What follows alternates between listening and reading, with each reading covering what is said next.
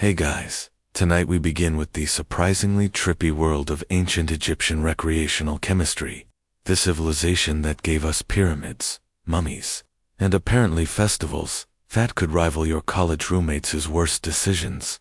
So before you get comfortable, take a moment to like the video and subscribe, but only if you genuinely enjoy what I do here. And let me know in the comments where you're tuning in from and what time it is for you. It's always fascinating to see who's joining us from around the world now. Dim the lights. Maybe turn on a fan for that soft background hum, and let's ease into tonight's journey together. Let's start with the ancient Egyptians' most famous botanical party trick, the blue lotus flower. You've probably seen it in tomb paintings, elegant petals, usually being sniffed by pharaohs or gently waved around at banquets like an ancient version of cheers. But this flower wasn't just ornamental. The Egyptians believed it had sacred properties and mild psychoactive ones. Yes, the blue lotus could get you just a little bit floaty. The method was simple. Take the dried petals and soak them in wine for a while, sometimes days. Then drink the infusion at festivals, ceremonies, or presumably whenever you felt like tuning out the sound of 200 people chanting hymns at top volume. The result was a soft, dreamy euphoria. Not enough to make you forget your name, but enough to make pyramid building sound like a fun group project. Now, to be clear, the Egyptians didn't call it getting high. They called it communing with the gods. Blue lotus was strongly associated with rebirth and the sun god Ra, which made it perfect for temple rituals and rare rites. Holding the flower to one's nose was a symbolic way of inhaling divinity, and maybe also a great way to take the edge off after a long day of ruling the Nile Valley. It was everywhere in art. Pharaohs are shown holding it. Party guests at banquets are passing it around like a floral peace pipe, and even mummies got decorated with it for the afterlife. The thinking seemed to be, if we're traveling to eternity, let's make sure we're stocked up. Practical. But the blue lotus wasn't just ceremonial. Festivals could get wild, and blue lotus-infused wine made the music louder, the dancing looser, and the hieroglyphic poetry marginally more profound. Imagine a crowd under the stars sipping lotus wine, feeling as light as a papyrus reed in the breeze. For ancient Egyptians, that was spiritual fulfillment, and also a very good night. There are religious holidays, and then there's the Feast of Drunkenness. The ancient Egyptian equivalent of saying, let's black out, in honor of not dying. Subtle name. No, accurate. Extremely. This annual celebration revolved around the goddess Hathor, who according to myth was once sent to punish humanity, but after a bloody spree that would make any disaster movie blush. The gods decided humanity had maybe learned its lesson, so they tricked her into drinking red beer that looked like blood. She passed out, woke up in a better mood, and just like that, mass extinction was narrowly avoided through alcohol poisoning. To commemorate this heroic hangover, Egyptians gathered once a year to get thoroughly obliterated. Not metaphorically, not spiritually, literally. The goal was to drink until one entered a divine trance, which sounds poetic until you remember this. Often meant collapsing face first into a mud brick courtyard surrounded by stranger sighing praises between hiccups. The ritual began at dawn with music, clapping, and the ceremonial passing of drinks. Priests encouraged revelers to drink as much as your heart desires, which in this context was less of a blessing and more of a dare. Participants banged tambourines, danced in the streets, and reportedly saw the goddess. Although whether that was Hathor or just the sight of a clay jug is unclear. But this wasn't just chaos for chaos's sake. Well, mostly not. The idea was to honor the balance between destruction and joy, reminding everyone that even wrathful deities could be pacified with a strong enough brew. Think of it as theology meets KEG stand. And importantly, this was sanctioned behavior. There were no awkward conversations the next day about what happened in the sacred grove. Getting drunk was part of the job description.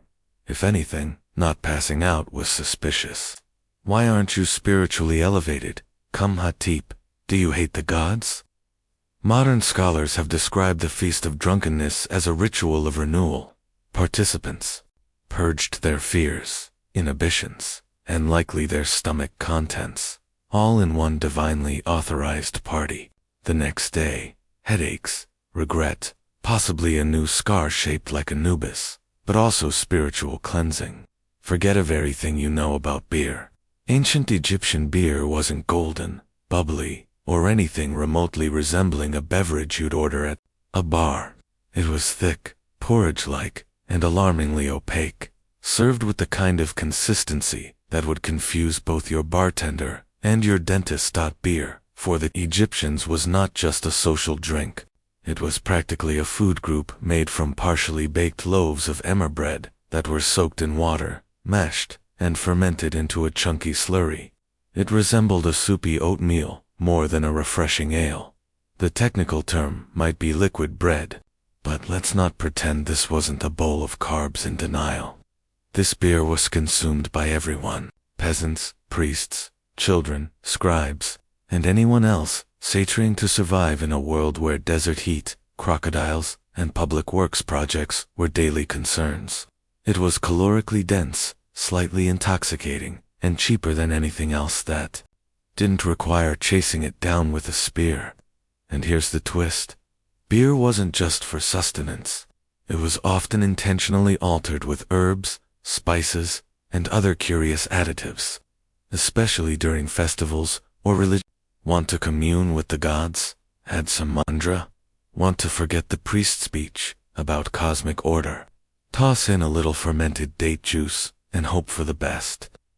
Of course, hygiene was a concern, but beer had an answer for that, too. Water could kill you, but beer had been boiled, fermented, and spiced. It was safer than the Nile, and often more reliable than your coworkers. In terms of strength, Egyptian beer ranged from mildly numbing to I forgot how sandals work. While fuel content wasn't high by modern standards, the sheer quantity consumed made up for it. Workers on state projects like pyramid building were often paid in beer, a daily ration of several liters, which means that half of ancient Egyptian labor was fueled by liquid gluten and mild intoxication. Let's talk beer, or rather, let's talk about a viscous beige bread adjacent fluid that the ancient Egyptians cheerfully called beer, and that modern brewers would call a war crime. Egyptian beer was less refreshing beverage and more fermented soup with ambition, made by soaking half-baked loaves of emmer bread in water, then mashing the whole affair into a lumpy stew and letting it ferment in open vats. The final product was cloudy, chunky, and distressingly chewable. Imagine oatmeal if oatmeal had opinions, and a mild buzz. But despite its texture, which archaeologists generously describe as rustic, this was the drink of the people. Everyone drank it: pharaohs, priests, peasants, toddlers. Because when water might kill you, and milk was suspicious at best, beer was the least deadly option, with a pleasant side effect. It was calorie-dense, mildly intoxicating, and often served in communal jugs, because nothing says spiritual unity like 5 adults slurping from a pot of soggy bread water. At temples and festivals, the beer might be enhanced with herbs, dates, honey, or mystery ingredients that were either sacred or just experimental. Historians are still unsure if the addition of mandra was intentional, or if someone was just tired of reality. This was also the go-to payment method for laborers. Pyramid workers didn't clock out with coins. They received daily beer rations, sometimes several liters per day.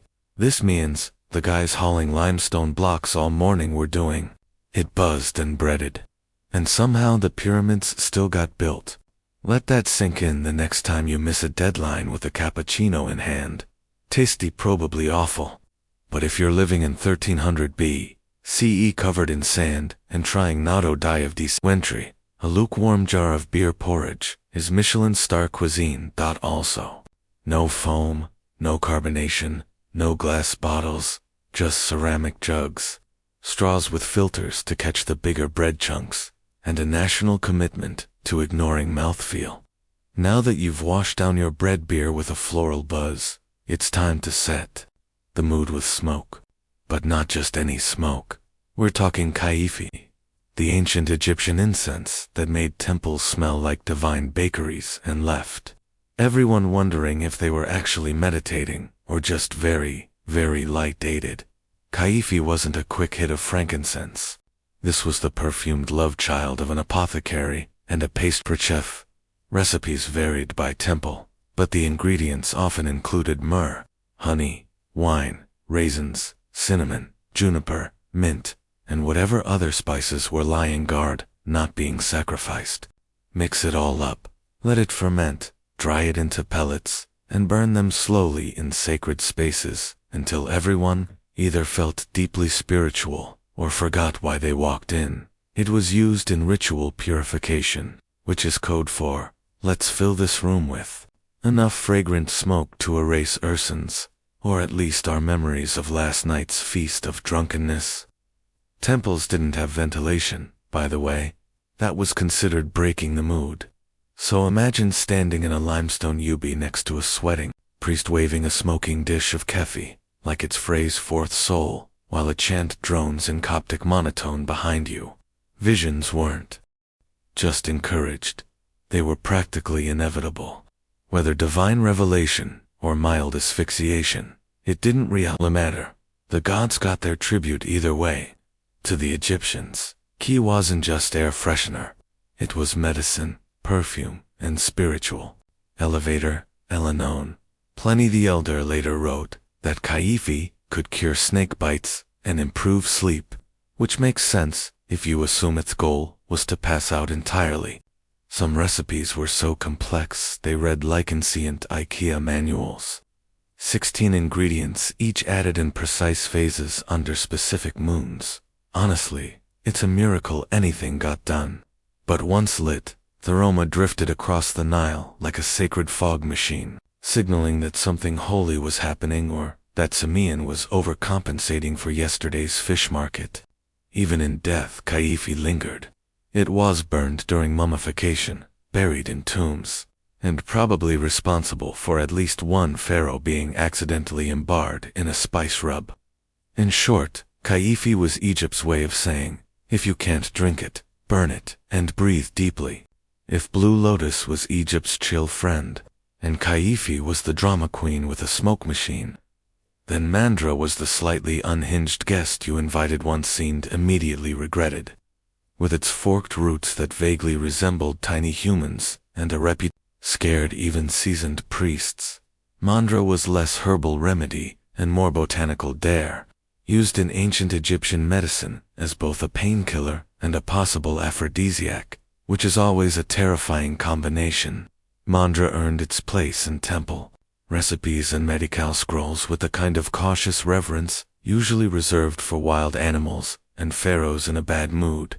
Theibas papyrus, that handy ancient medical text that sounds like it belongs in a Harry Potter class, lists mandrafor, insomnia, fertility, and strengthening the heart, which sounds noble until you remember that the wrong dose could just as easily strengthen your heart into cardiac arrest. See, Mandra contains alkaloids, like scopolamine and atropine, the kind of compounds that mess with your nervous system and occasionally convince you that your bed is melting.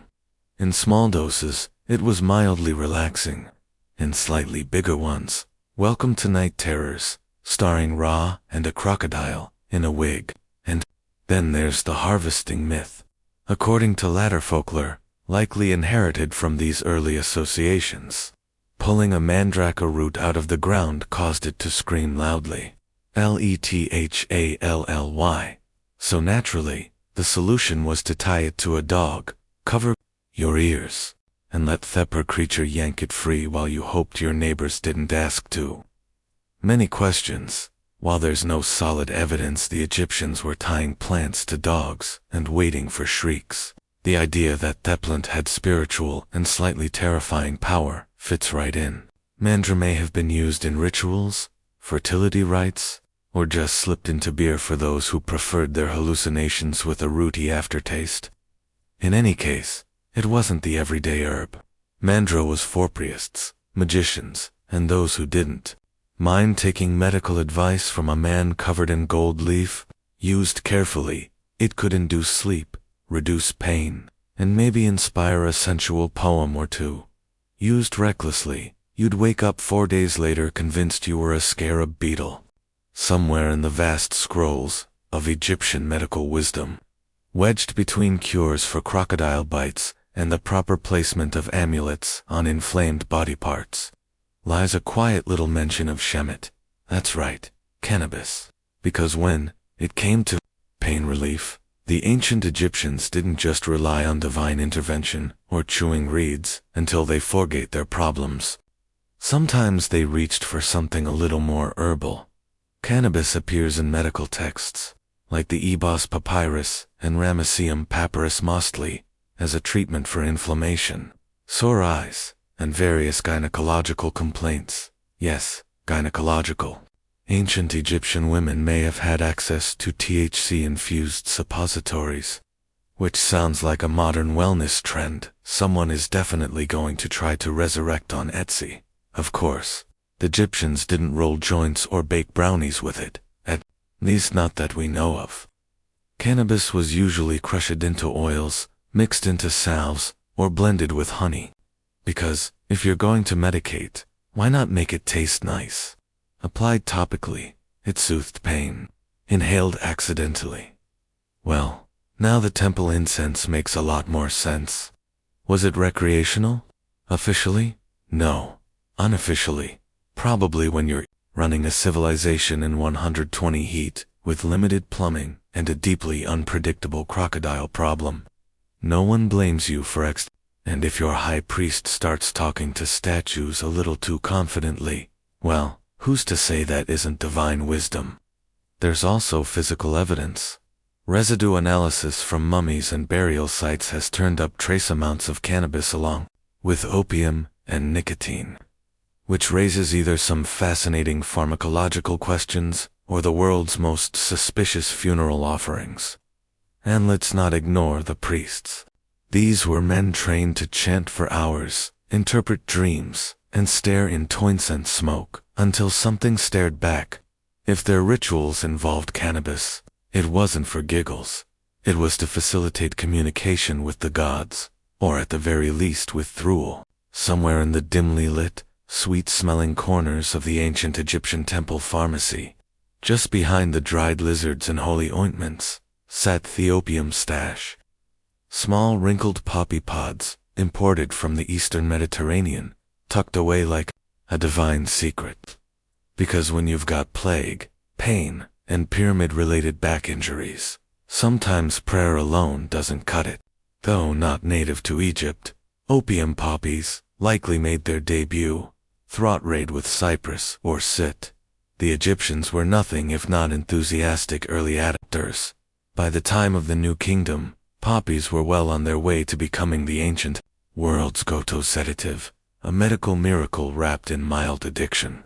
Opium didn't just dull pain, it smoothed over childbirth, calmed coughs, soothed gastrointestinal ague, and made temple chants about cosmic balance feel like they actually had a beat.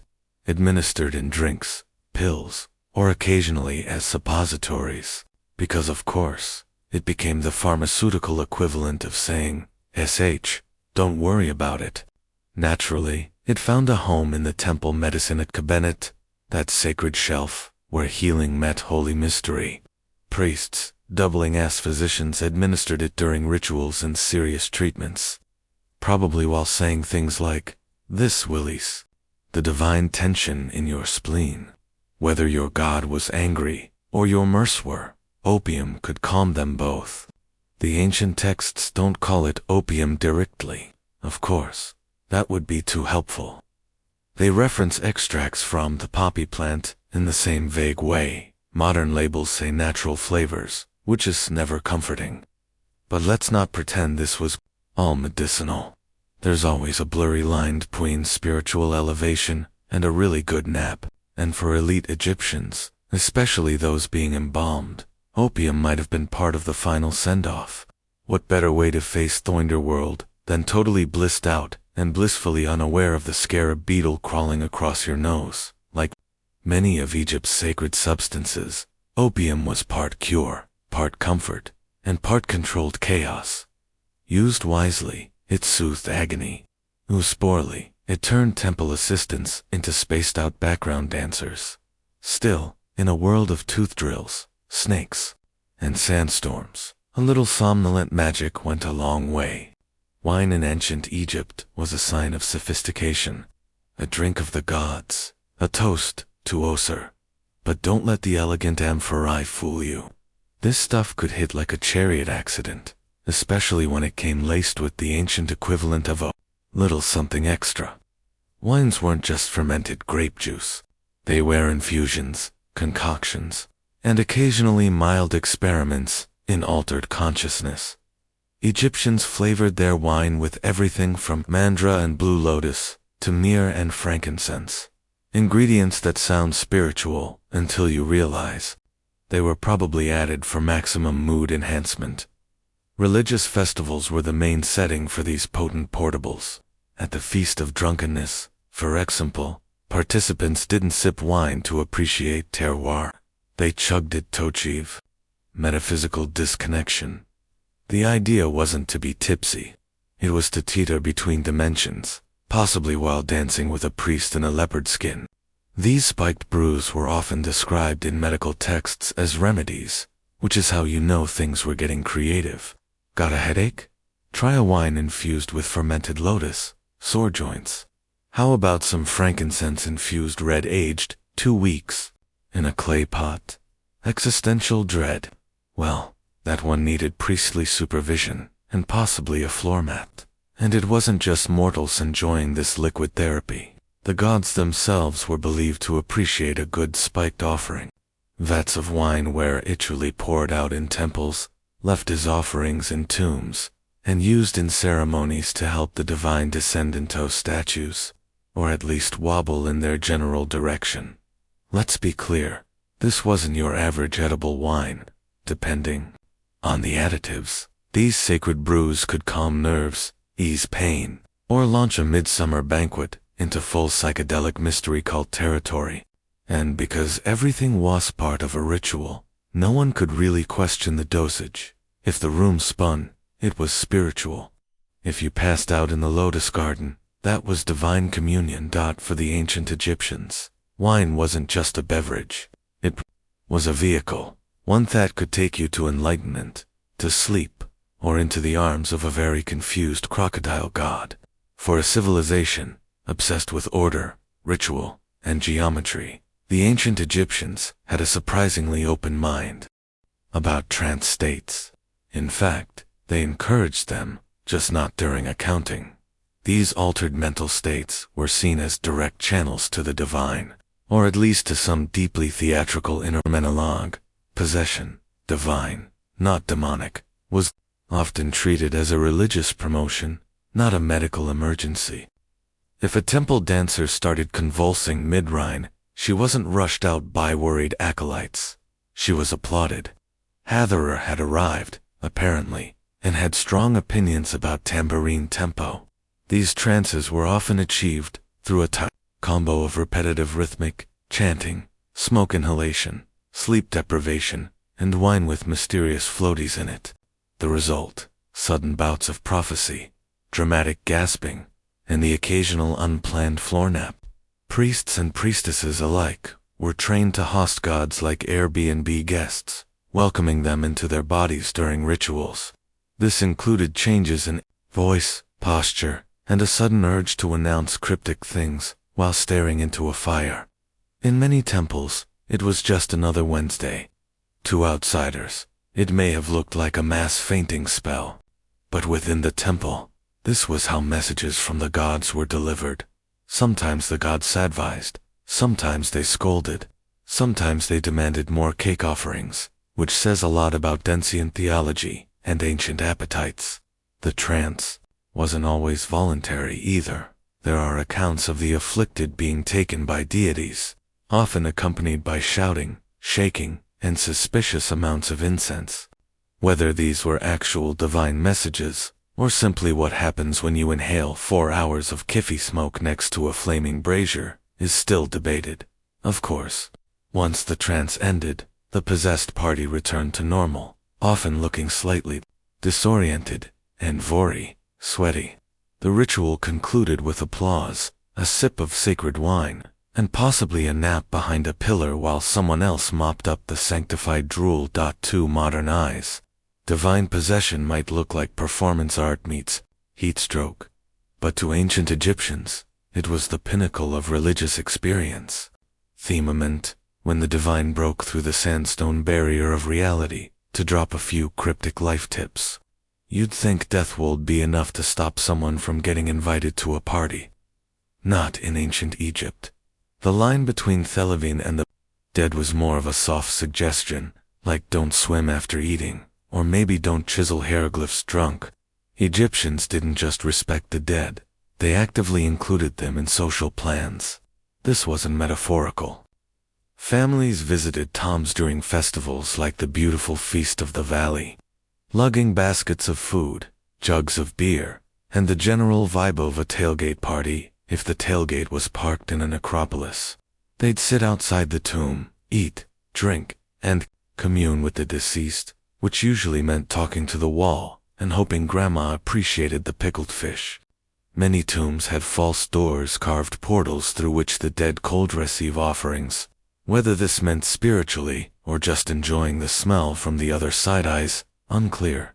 Either way, ancient Egyptians believed the dead could still enjoy food, drink, music, and a decent bed of gossip. So, naturally, they threw them parties. Music was played, incense was burned, libations were poured. Sometimes the living got drunk enough to confess secrets, or accidentally sit on sacred offerings. It was like a family reunion, only with fewer arguments, and slightly more embalming fluid. These gatherings weren't just acts of remembrance, they were also mutually beneficial transactions. The living fed the dead in theory blessed the living in return. Good crops, protection, fewer nightmares involving hippos. Everyone won. Sometimes, people slept overnight in tombs, hoping for dream visions from their departed loved ones, or the occasional unsolicited from a former accountant turned ghost. Stop lending money to your brother, Thedra might say. And also, the amulets go on the left. To modern sensibilities, this sounds macabre. To the Egyptians, it was completely logical. The afterlife wasn't a goodbye, it was just a new address. And if Great-Uncle Horm wanted to attend the party via divine osmosis, through a stone wall, who were they to say no? For all the incense, holy trances, and sanctioned deborti. Ancient Egyptian revelry came with a price, and it usually arrived sometime around sunrise, with a pounding headache, and the vague memory of yelling at a statue. Yes, even in a world where Blue Lotus was medicine and beer was breakfast, the morning after hit just as hard. Archaeological texts are suspiciously quiet on the subject of hangovers, which is probably because no one was in theme mood to write hieroglyphs when their head felt like it had been smited by Ra himself. But the evidence is there. Medical papyri describe pains of the head and recommend treatments involving herbs, honey, and sometimes just lying very still while pretending to commune with the gods. In more advanced cases, a ritual cleansing was recommended, which usually involved a priest, a bucket of cold Nile water, and possibly a stern lecture on moderation that no one remembered hearing. The real trick, of course, was plausible deniability. If you danced shirtless in the temple, or passed out in a tomb alcove, you didn't say, "I overdid it." You said, "I was overcome by the divine." It wasn't a blackout. It was a mystical encounter with Hatherer's laughter, much more respectable.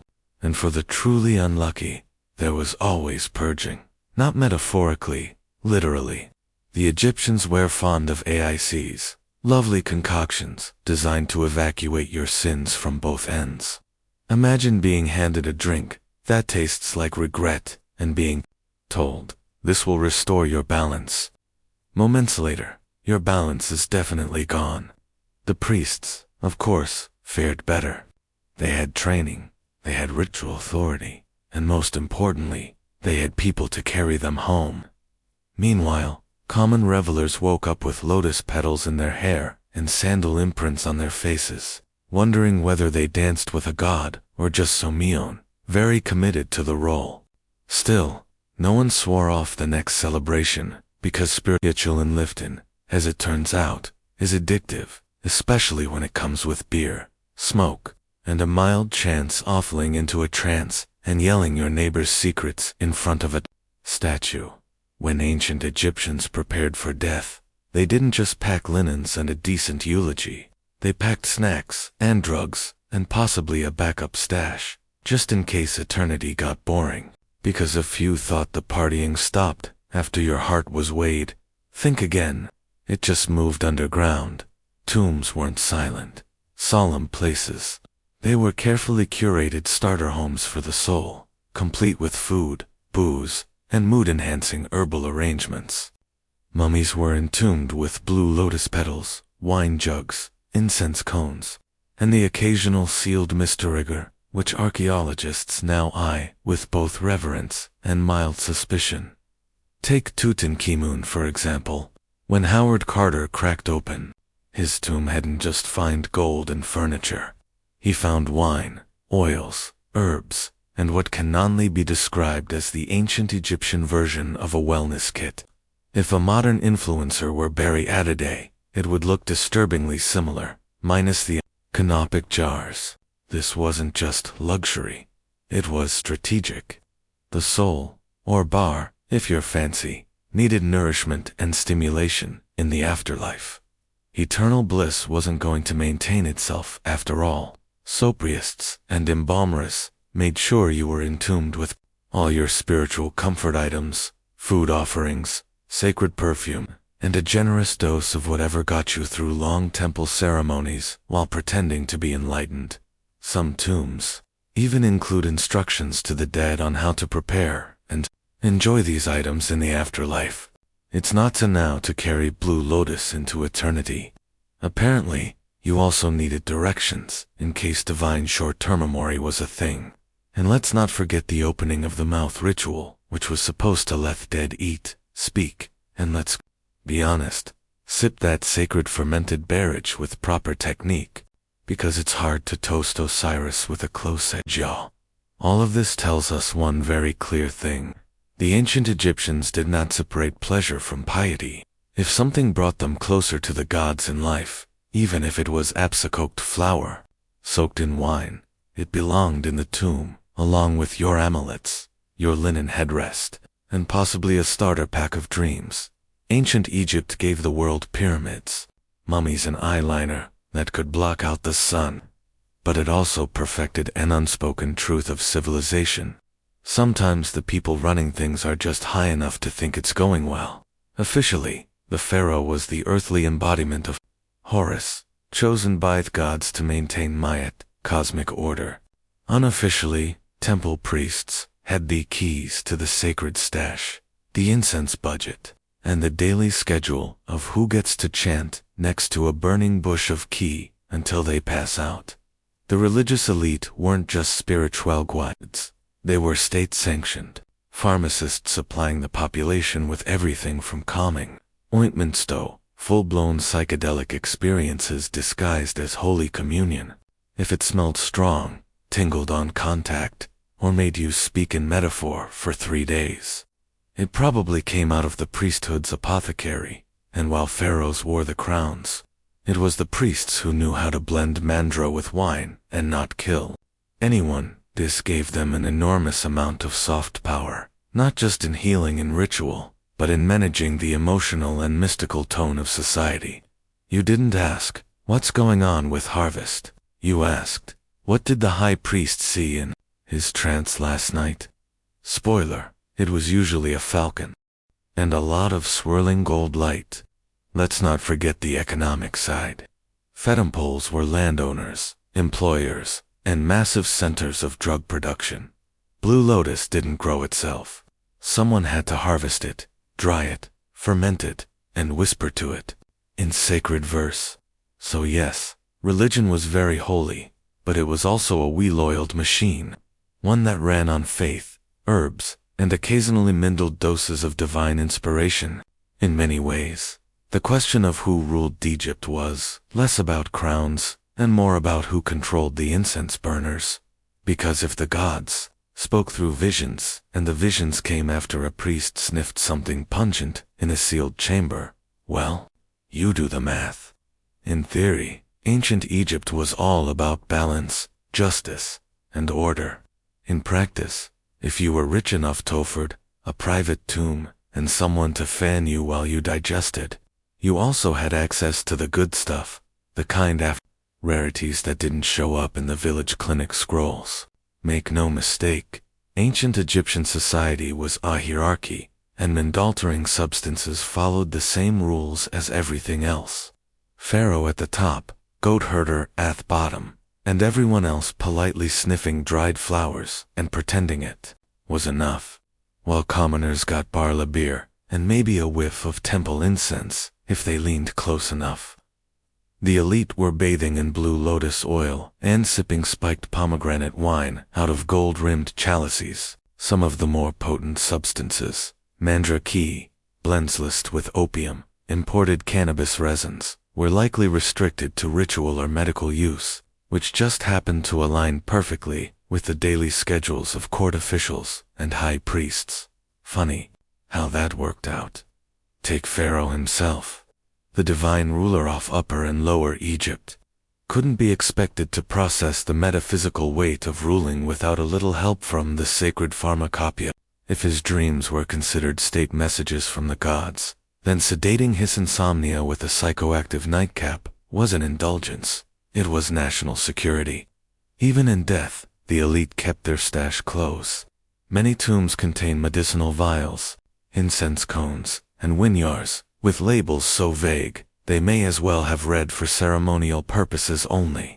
One wonders if the gods actually required that much imported poppy resin, or if Tutankhamun just liked to keep his options open.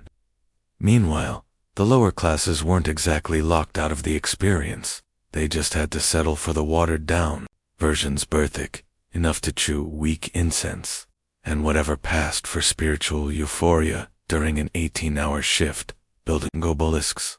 And when someone did get their hands on a forbidden substance without a permit, that was likely called witchcraft, heresy, or a very bad day to be a field laborer. After 14 chapters of sacred snorting, divine day drinking, and hallucinogenic healthcare, one might be tempted to ask, what does all this really say about ancient Egypt? Well, for starters, it tells us they were brilliant at blending science, spirituality, and recreational chemistry into a single belief system. Pain relief and prophecy came from the same flower.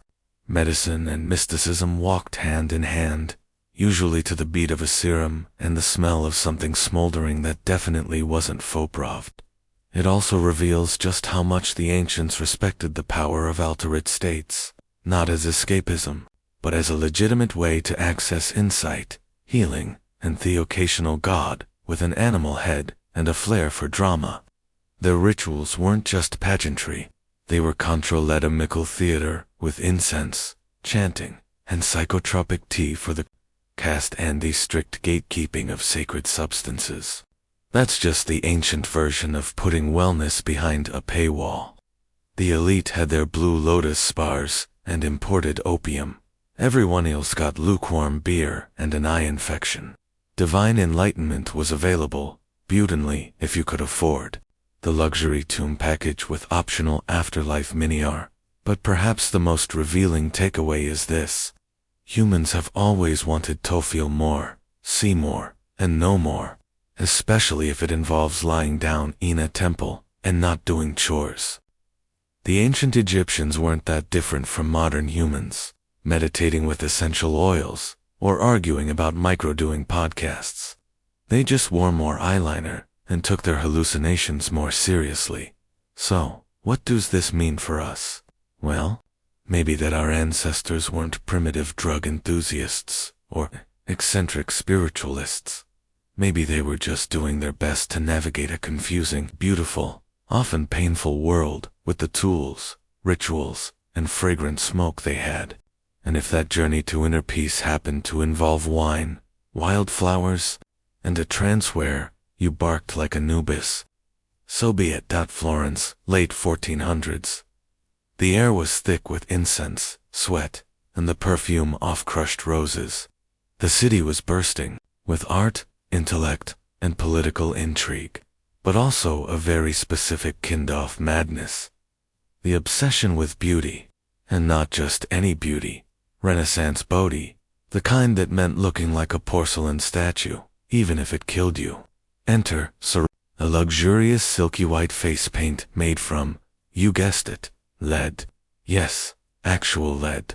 Women across Florence, Venice, and beyond smeared this shimmering poison across their cheeks, foreheads, and décolletage to achieve that ultra-pale, ethereal look. Because in a world where tan skin meant laboring under the sun, like a peasant, looking like a walking cadaver was the ultimate flex. But this wasn't just a light dusting of powder. No, cerussa was layered on like Venetian stucco. Some women went so far as to sleep in it, refusing to wash their faces, allowing the toxic compound to literally soak into their skin. The result, a radiant ghostly glow right up until the soup appeared, and when they did, they just applied more lead to cover them. Yuck, no, like a Renaissance band-aid, one that guaranteed the wound would never heal.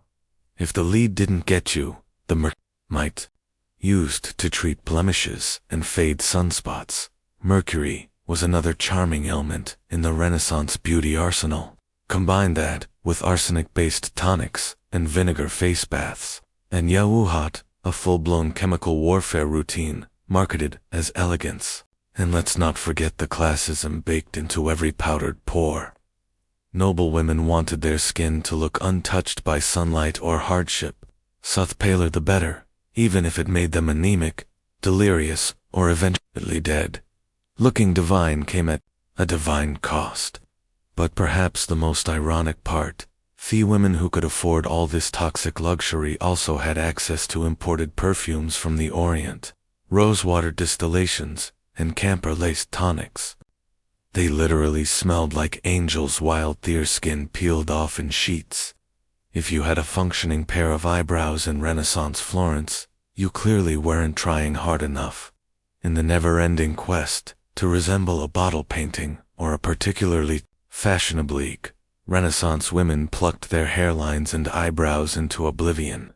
A high rounded forehead was considered the epitome of beauty. The higher your forehead, the more noble and intelligent you appeared, so women willingly yanked out rows of hair from their brows and along their hairline with tweezers, rough cloth, or even seashells. This wasn't a one-time affair. It was routine maintenance, a weekly ritual of pain and precision. For stubborn hairs, women rubbed in concoctions made from walnut oil or katung. Yes, cat dung too thin, the regrowth. Some even scorched stray hair with candle flames because nothing says grace and refinement like lighting your face on fire. Eyebrows thin, arched, and barely visible, if at all. A truly sophisticated woman had no visible brows. Instead, a soft shadow or trace was painted in later, often with burnt cork or powdered charcoal, which sounds elegant until you realize it smeared terribly in the Florentine heat. Imagine your eyebrows slowly dripping down your cheeks during Mass. Divine. Meanwhile, body hair was seen as animalistic and unclean. Women removed it with a paste made from vinegar, quicklime, and arsenic, another charming blend. The mixture burned, but hey, it left the skin smooth until it didn't, and the scalp. Hair was gathered up into tight, rigid styles, often braided and padded with false hair made from wool, horsehair, or someone else's actual hair. Sometimes hair pieces were so coated in lye and bleach to match the fashionable golden hue of the season. If it didn't match, no worries. Just wear a cap over it and pretend it did. Renaissance problem-solving at its finest. The irony. All this hair removal and sculpting was done without mirrors. That's right. Mirrors were rare and expensive. Most women styled themselves feel with help from servants. So, you're made better, have steady hands, and zero passive aggression. One wrong move and your widow's peak becomes a monk's tonsure. Renaissance beauty was less about natural charm and more a bootstratic subtraction. Remove the brows, remove the hairline, remove common sense. All in the name of elegance. Once the face had been thoroughly powdered, plucked, and poisoned, it was time to move on to the body. Specifically, squeezing it into Shapesti human ribcage had no business aspiring. 2. Enter the Renaissance corset, equal parts fashion statement and orthopedic trauma. Renaissance corsets weren't quite wasted death traps of later centuries, but they still meant business. Known as stays or bodies, these early versions were designed to flatten the torso, not cinch it. The goal was to create a smooth, rigid canvas that emphasized the bust and elongated the silhouette. Because what's sexier than looking like a very elegant plank? The stiffening materials, whalebone, if you were rich, reeds, or pasteboard, if you weren't. All of it sewn into linen and laced tightly across the back. Getting into one required assistance, determination, and a surprising tolerance for losing peripheral vision. A fully dressed noblewoman was essentially an armor Dardic, layered, spiked, and strangely delicate, and corsets weren't just about looks. They were moral statements. A straight, upright posture indicated inner virtue. Slouching, on the other hand, suggested moral laxity and possibly demonic possession. So if you were a well-bred Lodi, you stood straight, walked stiffly, and breathed in short, shallow gasps. Bonus points if you fainted gracefully in public. That just meant you were doing it right. Underneath linen schmezzes helped absorb sweat because, newsflash, Florence in summer was not a place for heavy fabrics and no airflow.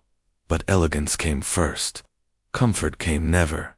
And yet, despite the discomfort, corsets had one major benefit. They held everything in place.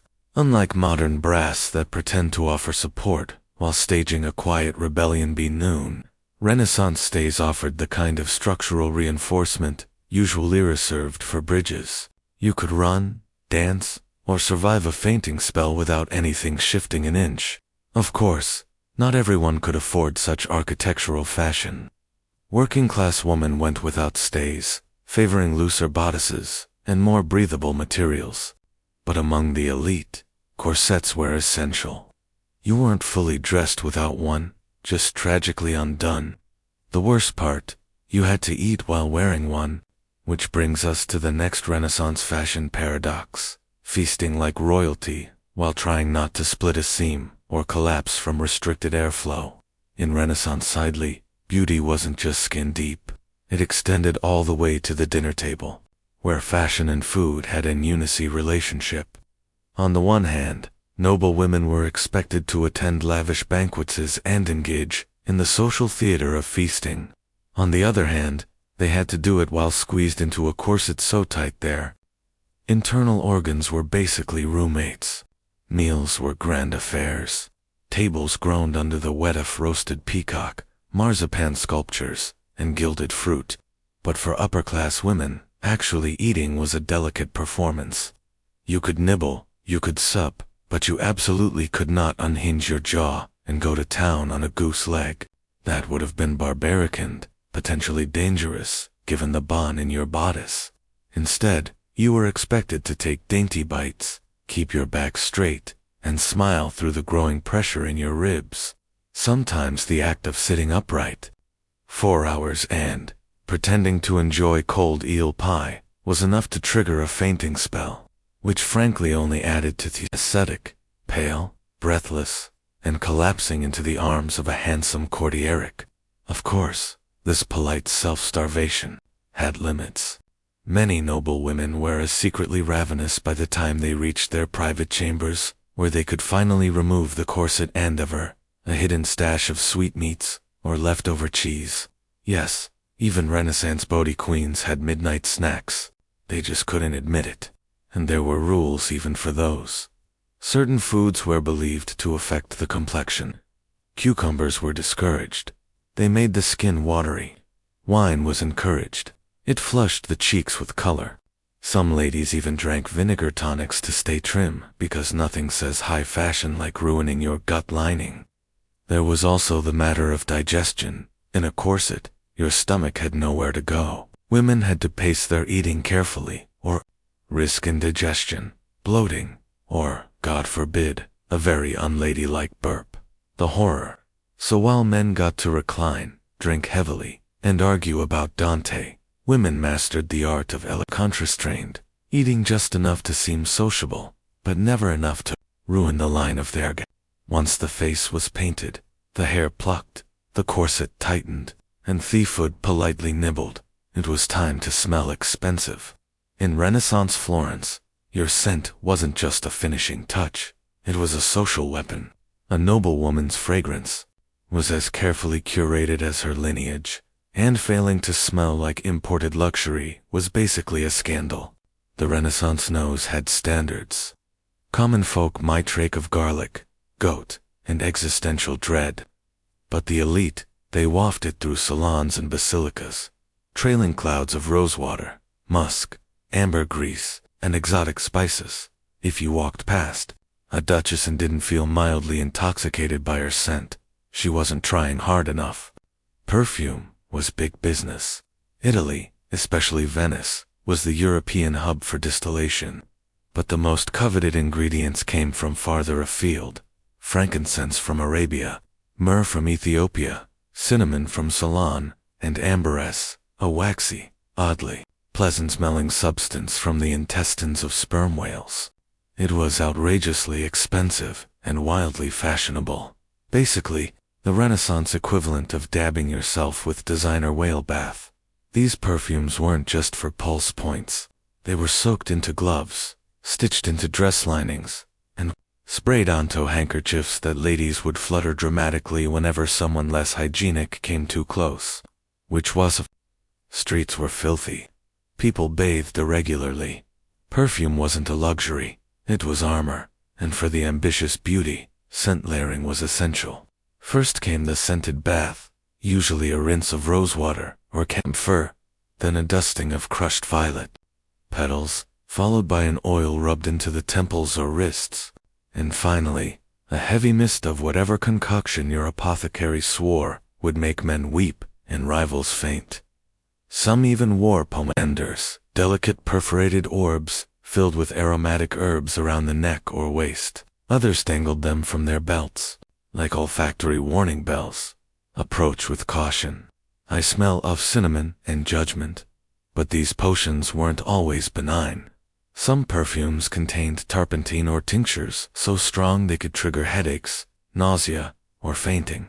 One wrong blend, and you went from seductive to insufferable. Still, the right fragrance could open doors, or at least noses. A woman who smelled divine had power. Power to entrance, distract, or just to survive.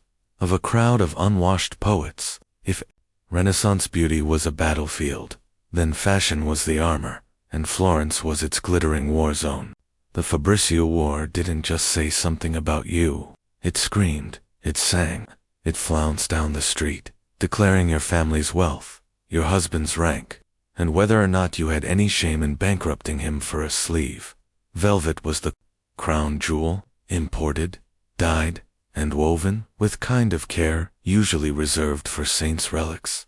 Velvet was thick, heavy, and absurdly expensive. Wearing it in summer, a true power move. You were hot, yes, but you were important. Then came brocade, not content with mere color. Brocade brought patterns into the picture. Lions, vines, even entire religious scenes woven in gold thread. And we're not talking about subtle accents. These were gowns that could bow as all. The more intricate the design, the more time and money it took. Which meant the more smugly you could nod at other women's inferior sleeves. Sleeves, by the way, were detachable. A practical feature turned competitive sport. Wealthy women owned entire wardrobes of sleeves to mix and match, flaunting them like today's designer handbags, embroidered, puffed, slashed, pearl-encrusted. Some sleeves were so elaborate they needed their own storage system, and occasionally their own servants. Colors were coded too. Deep blues and crimsons were made with rare dyes like lapis lazuli and cochiol. Pigments so expensive they were locked away, like treasure. Only the rich could afford these hues, and some Thai laws, in places like Florence, tried and failed to restrict certain colors to the nobility. But laws are boring. Dresses were not. Even the underlayers were ornate. Chemises were trimmed with lace. Petticoats peeked out in silken flashes. And girdles, belt-like accessories, weren't just decorative.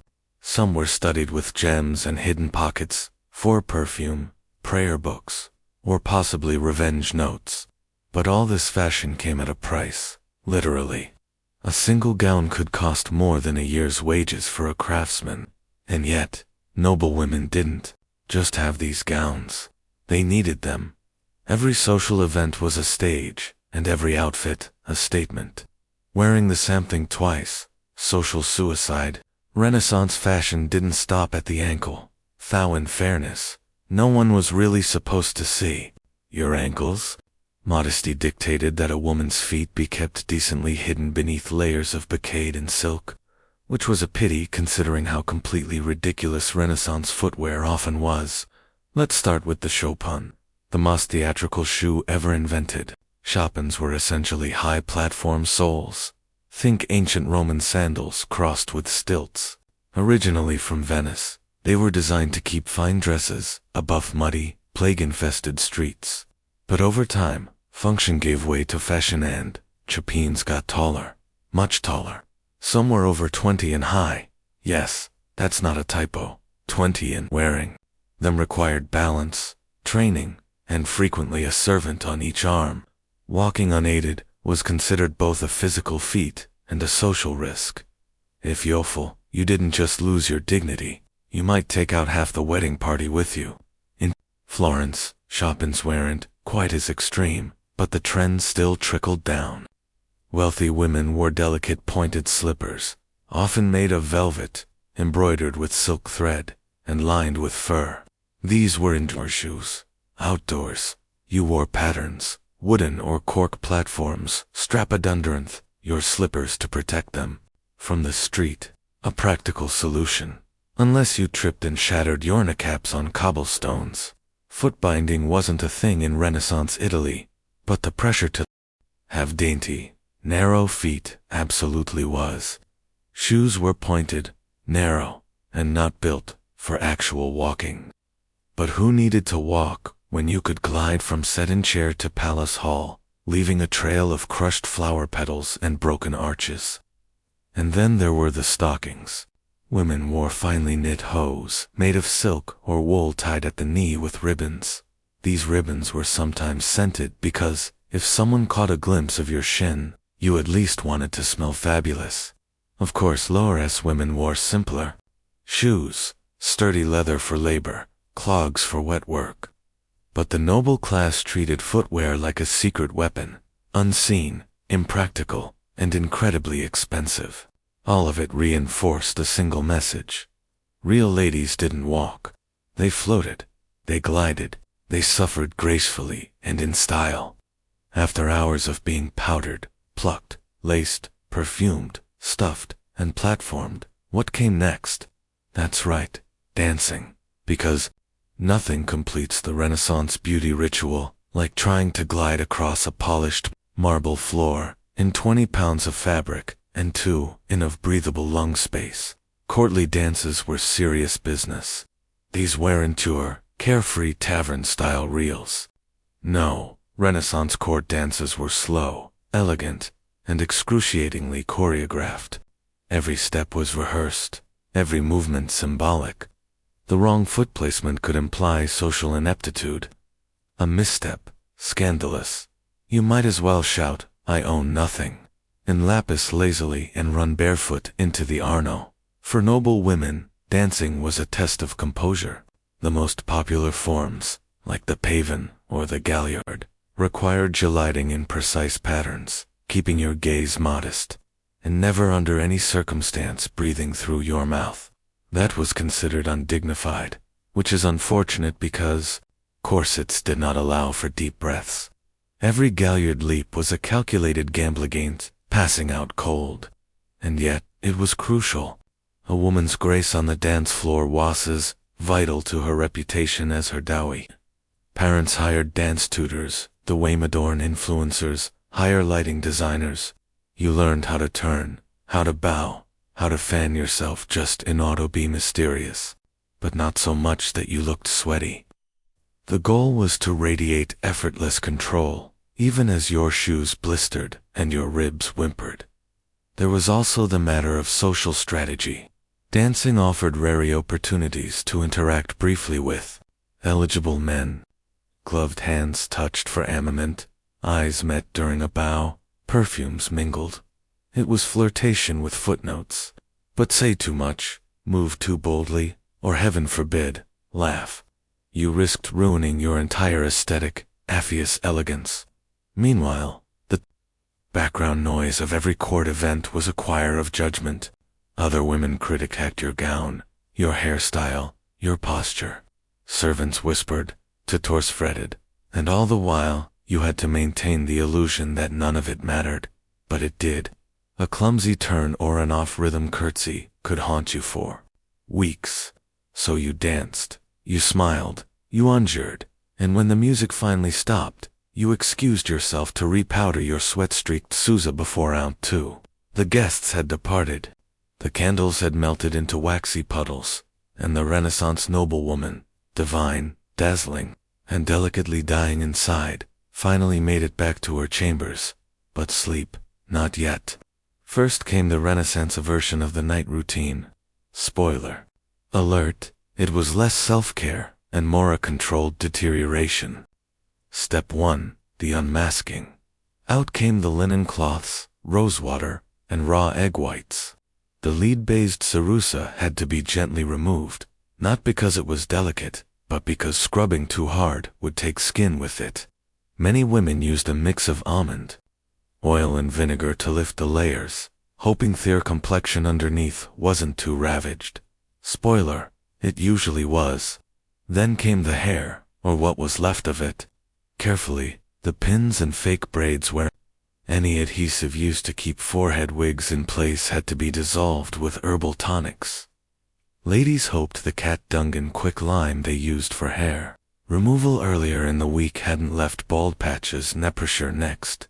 The corset unlacing, a spiritual experience, one that usually involved gasping, groaning, and possibly an audible crunch as ribs regained their original shape.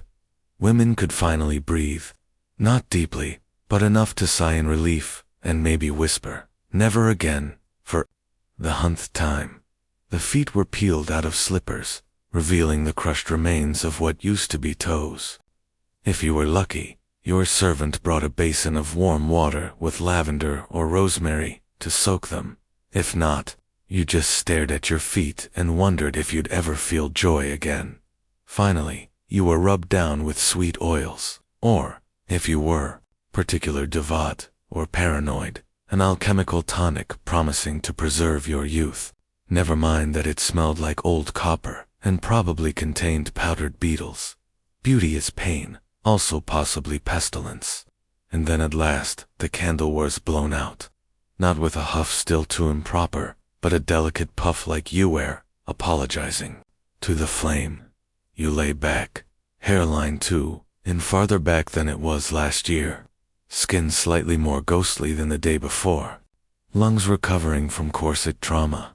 Bottom marrow, you'd do it all again. Because in Renaissance Florence, beauty wasn't just a look. It was a lifestyle, a full-time high-stakes performance, with no intermission, and the audience, everyone. Before I became linked to crime syndicates and back-alley parlor. Tattoos in Japan carried a far more complex and layered identity, one deeply rooted in honor, mythology, and labor. Long before the Edo period, Japanese tattoos were used as punitive marks, burned or etched into criminals' faces and arms to permanently brand them as outcasts. But by the 1600s, these crude symbols had evolved into something far more, something closer to art, devotion, and even spiritual armor. In Edo, Japan, society was rigidly structured. Class divisions were clear. Samurai had swords. Merchants had rules. Everyone else, they had restrictions. The Tokugawa shogunate enforced strict codes on dress and behavior, especially for the lower classes. Ornate robes, luxurious fabrics, and flashy jewelry were reserved for the elite. But humanity always finds a loophole. For the common man, especially laborers, firemen, and gamblers, tattoos became a way to reclaim beauty, status, and identity. If you couldn't wear bouquet on the outside, why not wear it on your skin? And so full-body tattoos flourished underground, hidden beneath plain work clothes, but revealed in Baathist festivals and moments of intimacy. These weren't random designs. They were stories. Sleeves of swirling dragons, body suits of phoenixes, koish, cherry blossoms, Buddhist deities, and folkloric heroes. Each tattoo carried meaning. A koi swimming upstream symbolized perseverance. A dragon on the back meant power and protection. These motifs weren't chosen on a whim. They were earned, sometimes one painful inch at a time, and the process was brutal. There were no machines, no antiseptic creams. Artists scowled. Harishi used wooden handles and steel needles to hand-poke ink beneath the skin. The ink was often mixed with charcoal or natural pigments hammered in, using rhythmic strikes. Sessions lasted hours. Full bodysuits could take years. But the result, a living mural that turned skin into storytelling. Yet, despite their cultural richness, tattoos remained illegal for much of the Edo period. Authorities viewed them as signs of disorder, deviance, or wastefulness, and so the art of Irizumi thrived in the shadows, respected by some, feared by others, and completely invisible to the ruling elite. In Edo period Japan, where wooden buildings were packed like kindling, and open flames lit every lantern, fires were constant and devastating. The samurai might have ruled the land, but when your neighborhood caught fire, it was the fireman, Haikushi, who saved your life. These weren't firemen, as we imagine. They didn't use hoses or wear flame-retardant suits. Instead, they carried hooks, axes, and raw courage. Their job wasn't to extinguish fires. It was to tear down nearby structures and create fire breaks before the flames could spread. This meant climbing on burning rooftops and dismantling homes by hand, often while embers rained from the sky. Naturally, these men developed a culture of bravado, toughness, and brotherhood. And central to that culture, waist-tattooing full-body tattoos, irisi hormono, became a badge of honor among the Hikushi. Not only were they stunning displays of strength and endurance, they were deeply symbolic. Dragons for power, tigers for courage, gods and demons for spiritual protection. When a fireman stripped off his uniform to reveal a full suit of swirling ink, it wasn't vanity, it was armor. And the pain, it was part of the point. Sitting for hundreds of hours, while needles punctured the skin, was a rite of passage. If you could endure that, you could face down an inferno. The tattoos weren't just decoration, they were proof of fearlessness, commitment, and pain endured for the good of the group. Some crews even shared themes with all members sporting similar motifs. To reflect unity, you'd see entire teams marked with identical dragons across their backs or coordinated, waves and blossoms swirling down their arms. This wasn't gang behavior, it was solidarity. Brotherhood forged through smoke and fire, but it wasn't legal. Tattoos were still frowned upon by the authorities, seen as vulgar or wasteful, especially for public servants.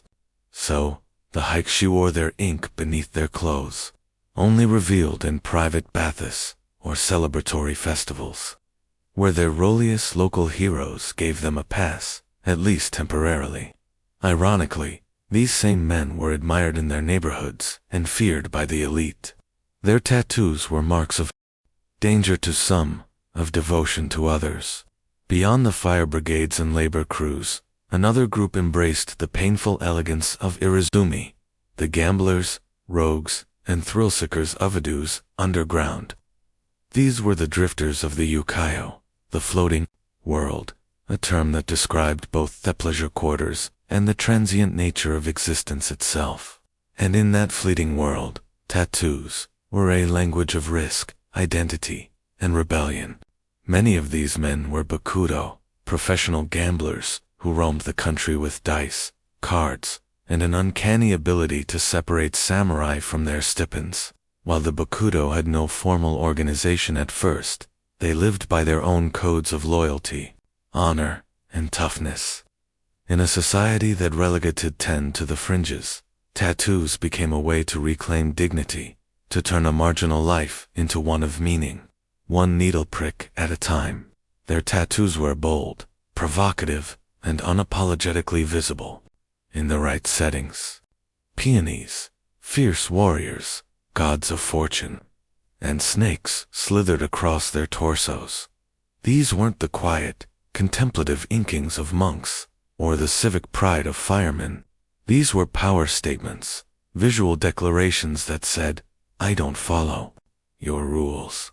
I live by my own." Many designs referenced famous characters from Japanese folklore and kabuki theater, heroes like Sakata Kentoki, Minamoto, Nyoshitsune, or even mythical rebels who challenged authority. The more outrageous the figure, the more admired the tattoo. It wasn't just skin-deep symbolism. It was branding in a society where no one handed you a name unless you fought for it. And yet, despite their outsider status, these men were crucial to the underground economy. They lent money, maintained order in red light districts, and developed early proto-yakuza structures. Their tattoos became both a badge and a warning. Loyalty within, danger without. Tattooing shops flourished in this world, not always marked with signs, but known through whispers and connections. The Horishi became revered figures. Their work whispered about in baths and behind sake counters. To be inked by a famous master was an honor. To endure the hours of stabbing pain, a show-off grit. For gamblers and rogues, irizumi was more than art. It was an identity carved in pain, proudly worn in a world that had no place for them. Though tattooing in Edo, Japan is often portrayed as a masculine tradition of laborers, firefighters, and gamblers, women also left their mark, sometimesque literally, on this hidden world of ink. While rarely documented in a female tattoos existed quietly, tenderly, and rebelliously beneath the layers of silk and propriety. In many cases, these tattoos were intimate, romantic, personal. Unlike the large mythological bodysuits of their male counterparts, women's tattoos were often smaller, discreet, and emotional. Lovers would tattoo each other's names on hidden parts of their bodies inside a upper arm, on the inner thigh, near the collarbone, a gesture known as irumi choben, lavetta twos. A popular phrase inked onto women's skin was inanoi azukasu, meaning, "I entrust you with my life." It was more than a vow. It was a declaration of emotional surrender written in pain. Men sometimes carried similar inscriptions showing mutual commitment beyond what any formal wedding could offer. This kind of tattooing was especially common among lovers in the Ukiyo, the floating world off pleasure districts where courtesans and geisha reigned. Among high-ranking courtesans, tattoos were sometimes a tool of seduction, a small teasing mark, visible only when a robe slipped just right, became part of the mystique. It gave the illusion of intimacy, as if a client was seeing something forbidden. In reality, the tattoo may have been shared with dozens of clients, each believing it was a private secret. In other cases, tattoos signified heartbreak or betrayal. A courtesan might burn or slash a name tattooed on her body after a lover abandoned her, turning passion into scarred testimony. Some even covered these names with new ink, dragons swallowing letters, waves washing away memories. But for women outside the pleasure quarters, tattoos could also be acts of quiet rebellion. Peasant women, fisher women, or wives of tattooed men sometimes followed suit, inspired by the artistry or solidarity. Though they risked judgment, these women wore their ink privately under their robes, as silent declarations of autonomy, while a Detto society officially condemned such markings, especially on women. These tattoos carved out a hidden narrative, one of love, agency, and pain-born. A story the official histories never bothered to write down. Behind every breathtaking bodysuit, every swirling dragon, and tragic hero etched in flesh, there stood the unsung artisans of Edo, Japan, the harishi or tattoo masters. They worked quietly, in tucked-away corners of the city, anonymous rooms above tea houses, back rooms, off Berber hops, or candlelit apartments that smelled of incense and ink. There were no flashing signs, no custom or reviews, just reputation passed by word of mouth and inked skin. Becoming a harishi was no casual decision. It took years of training, usually through apprenticeship, under a master. The tools were basic. Wooden handles with clusters of steel needles at the tip, dipped in toa, thick black ink called sumi, made from soot and animal glue. The technique painstakingly slow and deeply painful. The needles were jabbed rhythmically into the skin by hand, often with a bamboo mallet. This process, calidabri, required steady hands, infinite patience, and the mental endurance of a monk. But harishi weren't just craftsmen. They were storytellers, historians, psychologists. A good tattoo master had to understand not only how to tattoo, but what to tattoo. Every design carried meaning. A cherry blossom fading into waves, the transience of life, a dagger climbing a mountain, bravery in the face of impossible odds. The client might bring a request, but the harishi would decide the placement, the balance, the soul of the piece. Clients would return over and over, sometimes for years, to complete their full suit, a bodyscape that stretched from shoulder to thigh, across the back, down the arms, and often stopping just above thirst and neckline. This wasn't random. Tattoos had toramain hidden beneath daily clothing to avoid trouble with the authorities. Some harishi signed their work, not visibly, but secretly within the folds of a dragon's tail, or hidden in petals of a lotus. These subtle signatures became a badge of pride, recognizable only to those in the know. Despite the intimacy of the work, harishi lived with one foot outside of society. Their clientele were often firemen, gamblers, courtesans, people outside the elite. So the artists, too, lived on Thij, revered by the underground, invisible to the powerful. Irizumi wasn't just something you wore, it was something you survived. Every line, every shade, every drop of color came at a price, measured in hours of motionless endurance, in days of aching flesh. In Detto, Japan, the pain of tattooing wasn't a drawback, it was the entire point. Tibori, the traditional handed method used by harishi, was brutal by design. The artist would dip the cluster of needles into sumi ink, then tap them rhythmically into the skin, using a wooden stick or mallet. The process was slow, incredibly slow. A single outline could take hours. A full-body tattoo might require years of regular sessions, each lasting half a day or more. There were no numbing creams, no mercy. Only the sound of steady tapping and thorough sting of every puncture. But the pain was more than physical. It was symbolic. It separated the dilettantes from the devoted. It was a test of will, patience, and mental control. Clients didn't just receive tattoos, they earned them, and the endurance it took to sit through these sessions became a badge of honor, often discussed with quiet pride in Bethisan taverns. Firefighters believed that the agony strengthened their courage. Gamblers viewed it as a test of luck and loyalty. Courtesans and lovers took on the pain as a symbol of their emotional depth. For some, it was a punishment. For others, purification. There was a spiritual dimension to it, as well. Enduring pain was seen as a kind of self-discipline, similar to fasting or meditation.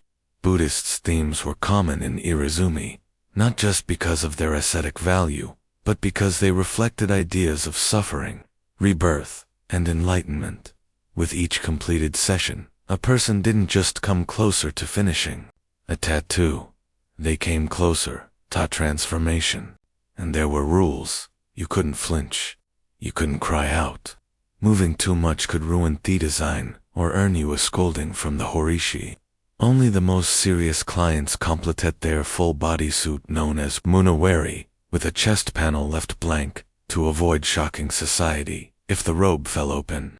In a world where the elite wore silken status, the tattooed wore pain and permanence. Every inch of an Ideto tattoo told a story. These weren't random designs picked from a menu. They were mythologies mapped onto the body, carefully chosen symbols, each one with layered meanings encoded in swirling ink that stretched from shoulder to ankle. For the tattooed in Edo, Japan, the body became a canvas of personal folklore. Take the koiish for example. It wasn't just decorative. A koi swimming upstream represented strength, determination, and the willingness to face impossible odds. According to legend, a koi that reached the top of the waterfall became a dragon. It was the perfect metaphor for a man trying to climb his way out of the lower classes to prove something the world refused to see. Dragons were very, but they weren't the fire-breathing monsters of Western myth. They were protectors, spiritual guardians, powerful, wise, and deeply tied to the forces of nature. A dragon coiling across the back wasn't meant to intimidate. It was meant to shield, a constant unseen presence between your skin and the world. Peas symbolized bravery with a touch of elegance. Tiger stood for ferocity and resolve. Waves meant life's unpredictability. Demons and ghosts, warnings, cautionary. Tails inked into the flesh as reminders of the dangers lurking in both the physical and spiritual world. Many tattoos depicted full scenes from Chinese and Japanese folklore. Battles, betrayals, divine interventions. Popular subjects included this Wiccaran, a Chinese epic about 108 outlaw heroes. These stories resonated with the tattooed class, rebels, protectors, misfits, who didn't quite fit into the samurai ideal, but still lived by a code. Buddhist deities were common too, particularly the wrathful ones. Figures like Fudo MW, the immovable protector, with sword in one hand and rope in the other. He bound demons and cut through ignorance. Having him tattooed on your back was like carrying a spiritual bodyguard, one who didn't mind getting violent when necessary. But not all meanings were universal. A tattoo's placement, size, and direction all mattered. A tiger climbing upward might mean ambition. Downward could suggest a warning. Even the order of when each section was tattooed said something about your journey. These symbols were sacred, private, and powerful.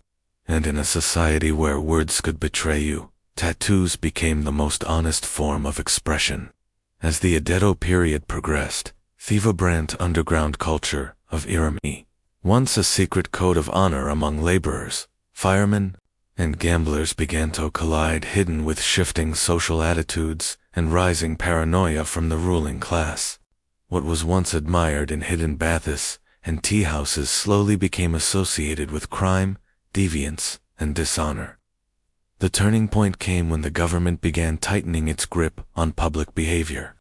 Tattooing, already unofficially frowned upon, started to take on a more dangerous reputation, especially as it became more visible among the Bakuto or gamblers and other criminal groups, who would eventually give rise to the modern Yakuza. These men were often the only ones bold enough to wear full bodysuits openly, and as they became more organized, so did the stigma attached to their ink. Ironically, many of these same criminals had begun as outcasts from society. Men who wore tattoos not to provoke fear, but to reclaim identity. But once crime syndicates began using tattoos to mark membership, territory, and loyalty, public perception shifted. The police didn't care whether your dragon symbolized courage or Yorkoish meant perseverance. To them, tattoos now signaled one thing: criminality. The government responded with more bans. In the early 1800s, tattooing was officially outlawed, though enforcement varied depending on the region and who was doing the inspecting. Still, tattoo parlors went deep. Horishes had to work in secret. Clients booked sessions through coded language, and artists began developing techniques to hide tattoos under layers of ink or blend them into larger designs to confuse officials. The stigma wasn't just legal, it was social. Anyone visibly tattooed could be refused entry into public baths, barred from temples, or denied marriage by respectable families.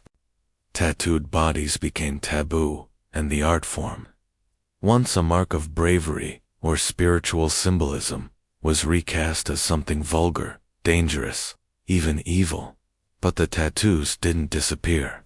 They simply went deeper, both under the sky and under the radar. For every government crackdown, there was a new design, a new hiding spot, a new client willing to endure pain for something meaningful. Iris didn't die. It went tinto, hiding like a coiled dragon waiting.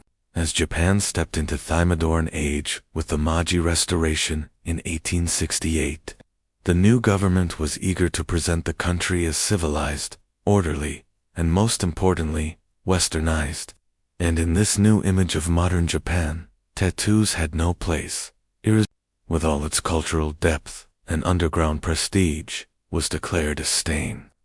The government doubled down. Tattooing was not only criminal, it was now embarrassing, something savage, something shameful. Foreign diplomats were horrified by the elaborate bodysuits worn by a douce working class, and Japan, desperate to be taken seriously by the West, responded by pushing tattooing deeper underground than ever before. Yet, even as it was banned for Japanese citizens, tattooing curiously became a tourist attraction. British and American sailors flocked to Japanese ports and sought Utharishi to take home pieces of exotic oriental body art. Ironically, the very art form Japan sought to bury was being preserved by the very foreigners whose approval they craved.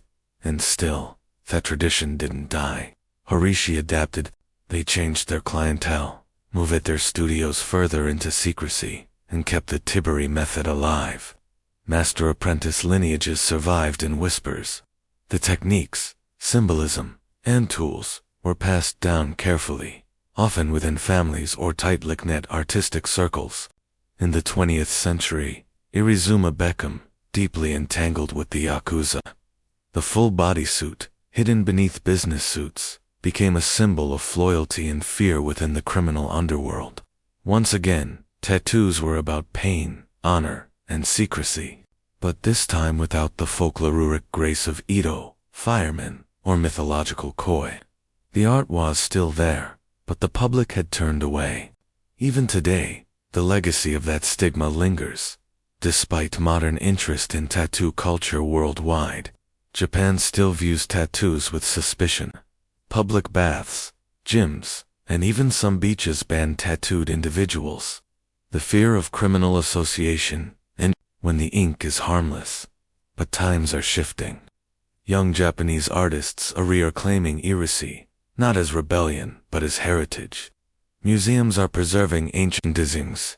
Art lovers and historians are finally acknowledging the craftsmanship, and a new generation is asking, why should we be ashamed of our own skin? In a culture built on layers, of robes, of meaning, of silence, remains the most honest expression Japan ever tried to hide. In Renaissance Europe, discussing sex openly was taboo, unless, of course, you were doing it through a thick Latin manuscript, wrapped in religious guilt and printed under church supervision. Enter the marriage manual, a strange genre of literature where theologians, monks, and celibate scholars explained how good Christians were supposed to get busy solely for the purpose of procreation. Naturally, these manuals were less 50 Shades and more 46. Permissible positions for the glory of God. Titles like De Matrimonio or The Book of the Family disguised what they really were. deeply detailed guides on when, how, and why married couples could engage in sexual activity, complete with diagrams, calendars, and lists of forbidden days. Spoiler, there were a lot of forbidden days. Sex on Sundays, sinful feast days, absolutely not. During Lent, God forbid. In fact, there were roughly 180 days a year when marital intimacy was prohibited. Combine that with the fear of damnation and the local priests snooping around, and it's a wonder Renaissance Europe ever managed to reproduce. These guides also gave advice on the proper mindset during intercourse. Joy was suspicious, passion was risky, love was fine as long as it didn't make too enthusiastic. Women were encouraged to be submissive and silent, and men were warned not to let their desire burn too brightly. Basically, the goal was spiritual union with just enough physical action to make a baby and nothing else. But despite the dry language, these books were wildly popular, especially among clergy. Some manuals even had sections explaining which sexual positions were natural versus unnatural. Missionary was divine. Anything else was basically flirting with excommunication. Of course, educated Renaissance readers knew how to read between the lines. These books were some of the only texts that acknowledged sex at all, so people devoured them, not necessarily for pious reasons. A marriage manual on your shelf was totally acceptable. What you highlighted in it was your business.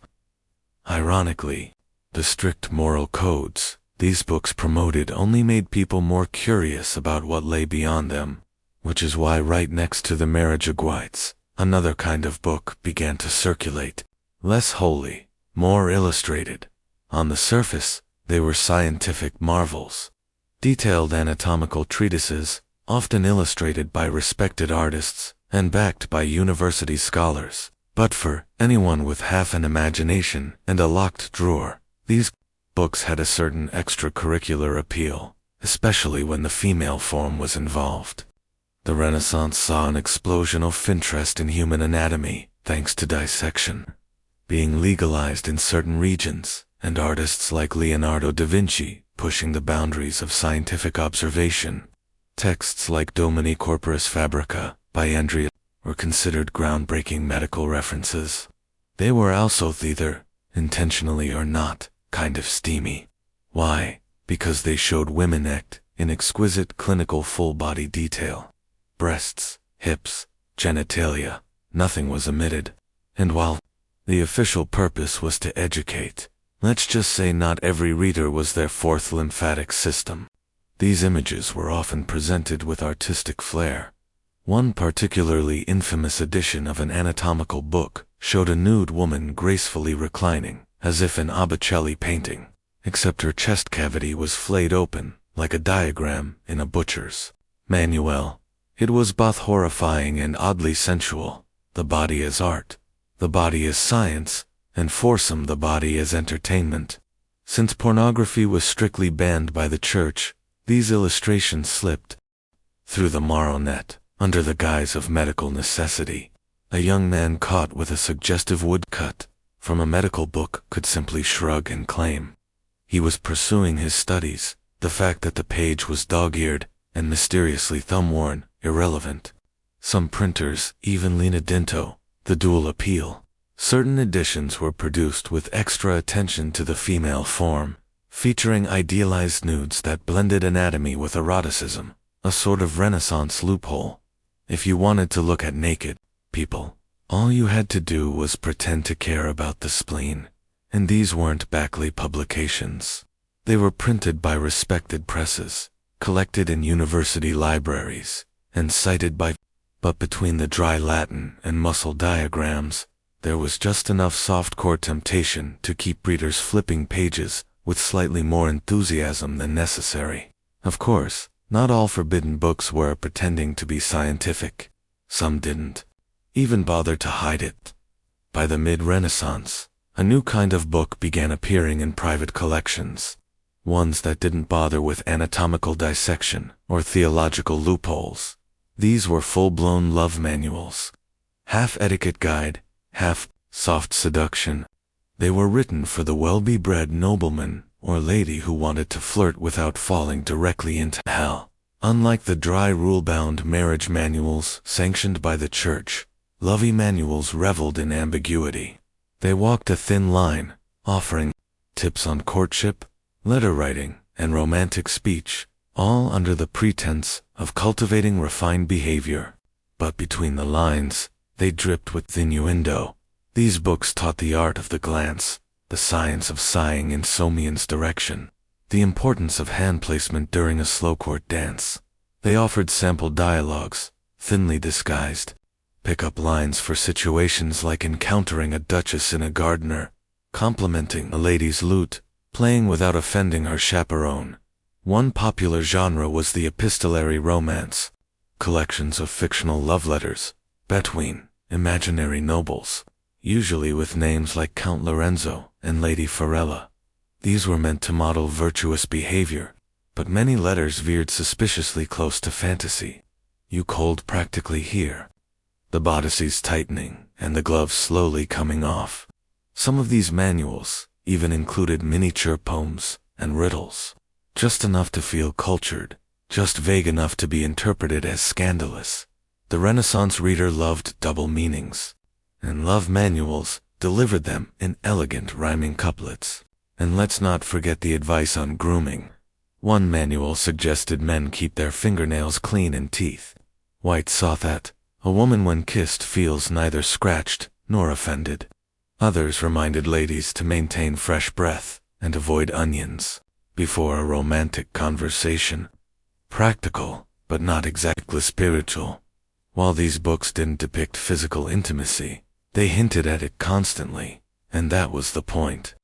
They were less about lust and more about tension, thickened that built slowly across candlelit ballrooms, behind fans, through veils, for young nobles trapped between arranged marriages and strict religious codes.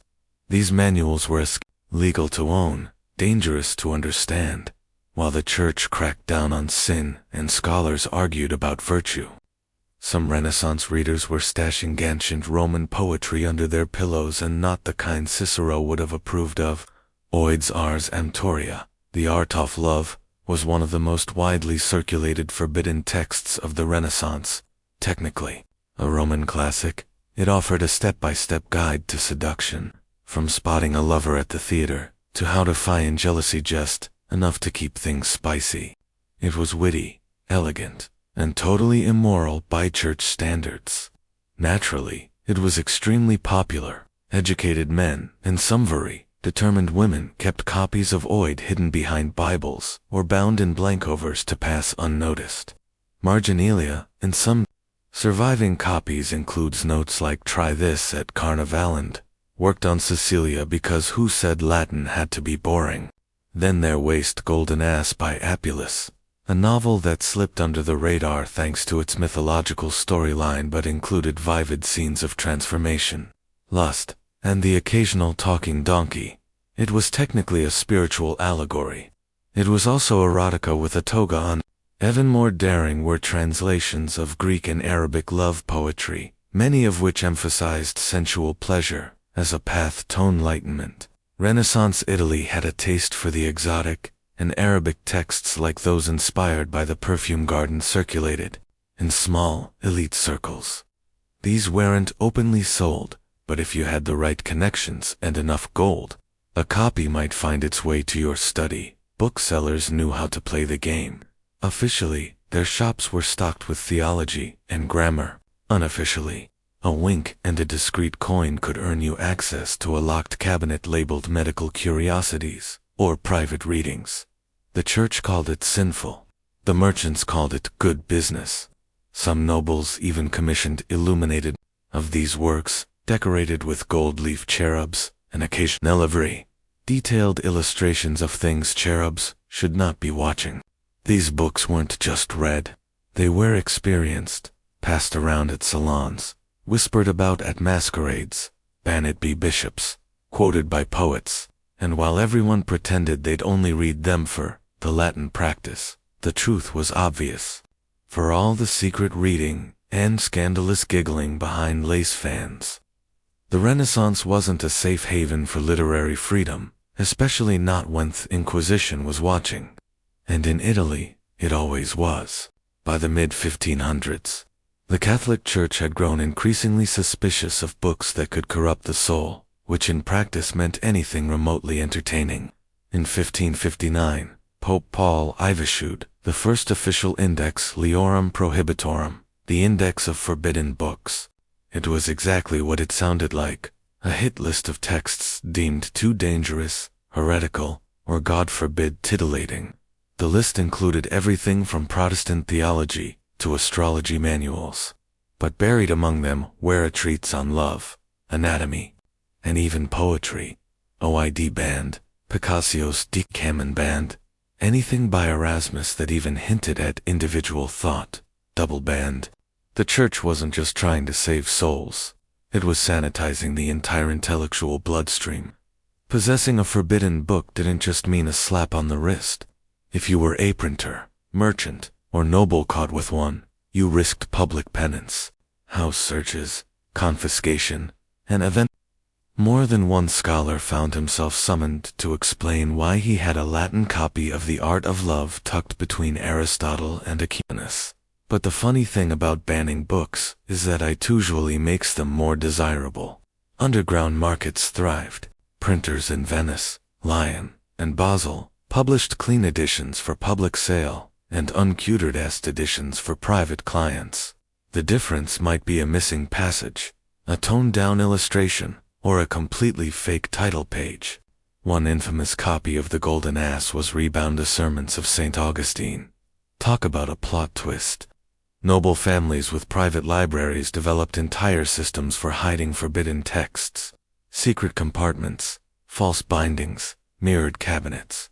It was part espionage, part erotica.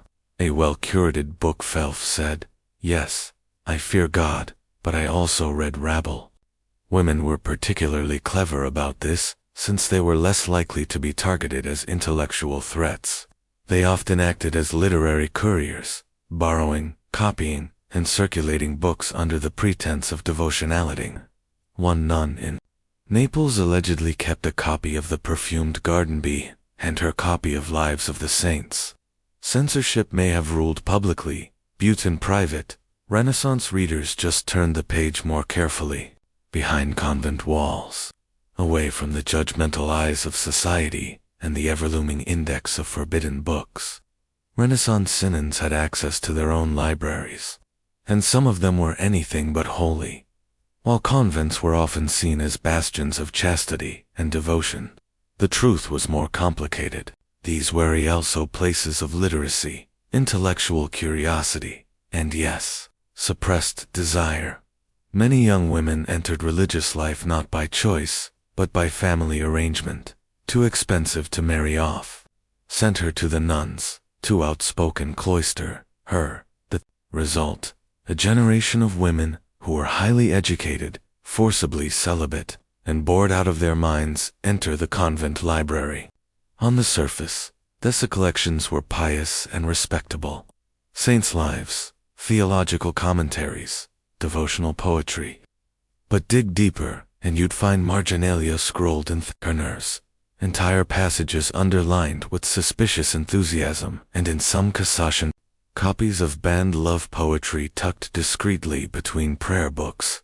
One nun in Ferrara was famously reprimanded for translating Ovid's Amor into the vernacular allegedly for educational purposes.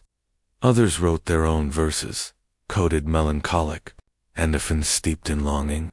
Scholars today suspect that some of the most passionate Renaissance sonnets attributed to animus courtly ladies were actually penned by cloistered women using writing as a kind of romantic escape hatch. And it wasn't just poetry. Some convents had copies of anatomical treatises, ostensibly for medical knowledge, since nuns often acted as nurses. But as we've seen, anatomy books were rarely just about medicine. One abbess in Florence petitioned to keep her convent illustrated anatomy manual on the grounds that it helps the younger sisters understand temptation, which is a very creative interpretation. Of course, The church tried to regulate what was read behind those walls. But literacy meant autonomy, and autonomy meant subversion. Forbidden texts circulated quietly between trusted hands. Pages were memorized, copied, passed along with coded bookmarks. The scent of ink and vellum became for some more intoxicating than incense in the silence of evening. After vespers and confession, a young nun might light a candle and open a worn book, not of scripture, but of something warmer, a poem, a story, a stolen fragment of a world she'd never touch, but could still imagine. Because sometimes the most forbidden books weren't about lust, they were about freedom. Not all forbidden books were kept in libraries or chained to monastery shelves. Some were hidden in aprons, buried under floorboards, or whispered from memory in back alley markets. These weren't printed by respected presses or debated in salons. These were the other Renaissance texts, the magical ones, handwritten grimoires, herb manuals, and charm books passed between midwives, herbalists, and women who were definitely not calling themselves witches, but everyone else was. Love was power, and power, especially when exercised by a woman, was dangerous. That's why love spells were among the most feared and popular forms of forbidden knowledge. Renaissance charm books often included instructions on how to win affection, cause obsession, or rekindle a cold marriage. A strand of hair, a cup of wine, a muttered phrase beneath the full moon. It wasn't theology, it was folk science, and it worked, or at least it felt like it did. One famous spell book from southern Italy included a ritual for ensuring fidelity. Sow a pinch of dried basil into your lover's dub, let Dot whisper their name 3 times, and sprinkle rosewater on their pillow. If they dreamed of you that night, the magic had taken hold. If they didn't, well, there were stronger measures. Aphrodisiacs were another staple of these underground texts. Recipes blended Renaissance bot with medieval imagination. Cinnamon and anise, ground oysters, mandra root, sometimes effective, sometimes toxic. One apothecary manual cheerfully recommended a mixture of honey, wine, and powdered stag antler token the fires of Venus. He failed to mention the violent nosebleeds. Men were curious, but women were the primary readers and keepers of these texts. Many passed recipes and rituals from mother to daughter, especially in rural areas where priests visited infrequently, and midwives handled everything from birth to heartbreak. But owning such a book was a gamble. The Inquisition didn't look kindly on women with too much knowledge, and a love spell was just a witch trial waiting to happen. So, pages were hidden, burned, or disguised as herbal journals. You could be an herbalist on Tuesday and a heretic by Thursday, depending on what someone saw or imagined. By the late Renaissance, the printing press had changed everything. Books were no longer handcrafted treasures for the elite. They were commodities, and while Gutenberg may have started with Bibles, it wasn't long before printers discovered a far more lucrative market, desire. Venice became the capital of this quiet revolution. It had the perfect mix of wealth, lenient senses, and a healthy appetite for vice. Hidden behind religious tracts and scholarly commentaries, small, privately circulated books began to appear. Books that weren't coy about their contents. They didn't pretend to be anatomy manuals. They didn't disguise poetry as devotion. These were explicit, illustrated, and ready to shock. One of the most infamous of these was Aodi, translated as The Positions. Originally created by engraver Mar Antonio Raimondo with illustrations by Julio Romano, it depicted 16 scenes of explicit intimacy. Each engraving was paired with poetic verses by Pietro Aretino, whose sharp-witted, even sharper tongue earned him a reputation as the Renaissance's first pornographer. Needless to say, Lecourch was not amused. Haimodi was immediately banned. Plates were seized, copies destroyed. Raimondi was arrested, but the damage or, depending on your perspective, the innovation was done. The idea that you could use the printing press for erotica had been unleashed, and it wasn't going back in the bottle. Underground presses sprang up across Europe, printing slim volumes of love poetry, scandalous tales, and Semetamasot right smut. These weren't mass protest.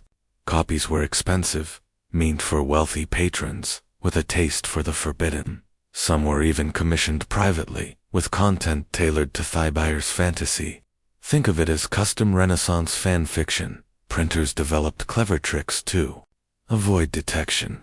Fake title pages, false publishing locations printed in Constantinople, or Latin phrases that made the books look like harmless philosophy. In reality, they were often illustrated with woodcuts or copper engravings that made anatomy textbooks look tame. For the right price, you could have a book that thrilled, amused, or shocked without ever admitting you owned it. Many nobles kept theirs in cabinets with special keys. Some had bindings that, when shelved, looked like dictionaries or psalters. The printing press didn't just democratize knowledge, it made lust, and with every new title, Renaissance readers got one step closer to something revolutionary, pleasure without permission. By the end of the Renaissance, the line between education, entertainment, and seduction had blurred beyond recognition. What began as anatomical curiosity or theological instruction had transformed into a secret bookshelf of longing, one that crossed gender, class, and even religious boundaries. And that's precisely what made it so dangerous. To the church, these books represented moral decay. To scholars, they were intellectual experiments. Buto, the people actually reading them, noble women, students, nuns, even merchants, they were something else entirely. Power. Not the kind won on a battlefield or in a courtroom, but the quieter, more subversive kind that starts in the margins of a book, in an age where women's bodies were controlled, their voices silenced, and their desires shamed. These books offered an alternative script, a place where love wasn't always arranged, where pleasure could be named, and where curiosity didn't have to be confessed in Latin. Whether it was a love spell hidden in a herb manual, a censored sonnet copied by hand, or a banned poem read by candlelight, each was a rebellion in disguise. And let's not forget the men. For off public bravado and church-sponsored guilt, they were buying these books, too. Philosophers who debated virtue, Bidet, might go home and read The Golden Ass with a glass of wine. Priests, who condemned lust from the pulpit, sometimes kept a copy of Oid tucked beneath their cassocks. Human nature, after all, has always been good. At compartmentalize, ing. The forbidden bookshelf wasn't just a Renaissance quirk. It was a reflection of a world wrestling with change. The printing press had opened Pandora's box. Literacy was spreading. Ideas were getting harder to control. And once people realized that books could make them feel something deeply, privately, even sinfully, there was no going back. Most of these books didn't survive intact. They were burned, hidden, misguided, lodged. But some did. They sit today in museum vaults and rare book rooms, fragile and foxed with age, still humming with the echoes of secrets whispered across centuries. Because the Renaissance wasn't just a rebirth of art and science. It was a rebirth of desire and in. Between the sermons and sculptures, the forbidden books tell us everything the marble couldn't.